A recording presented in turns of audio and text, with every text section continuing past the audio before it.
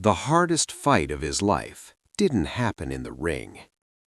At the height of his power, Muhammad Ali was asked to do what many considered unavoidable: serve, comply, stay silent.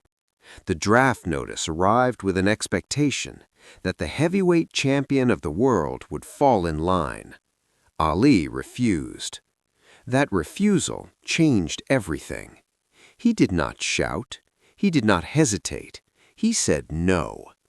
His reasons were rooted in faith, conscience, and principle. He spoke about belief, about injustice, about not fighting people who had never harmed him. It was a moral stand in a time when moral stands came with consequences. The response was immediate and unforgiving. His boxing license was stripped. His title was taken. He was banned from the sport at his peak. One decision erased years of momentum overnight.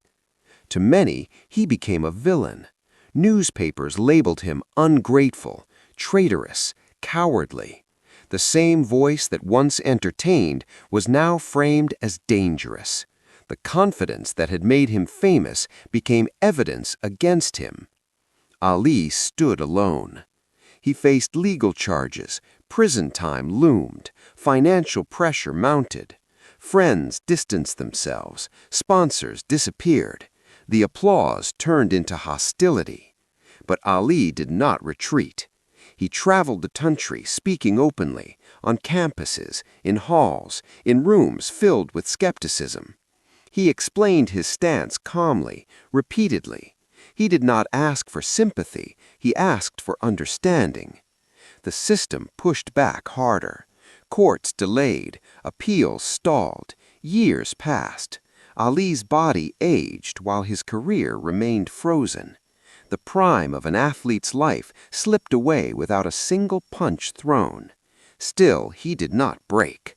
The cost was enormous: lost income, lost time, lost opportunity.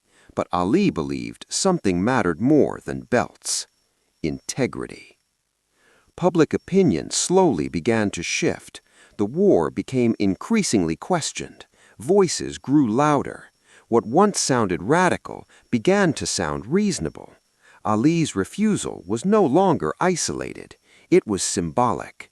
He had sacrificed personal success to challenge authority, and that sacrifice changed the conversation. Athletes were no longer just performers. They were citizens, individuals with beliefs. Ali had expanded the role. He paid for that expansion with silence and isolation, but he also gained something lasting: respect rooted in courage rather than spectacle. When the legal battle finally ended, the verdict cleared him. The Supreme Court overturned his conviction. History adjusted its tone. The system that punished him quietly stepped back. But time had been taken, and it could not be returned. Ali returned to boxing older, slower, changed. The ring welcomed him again, but the man inside it was different.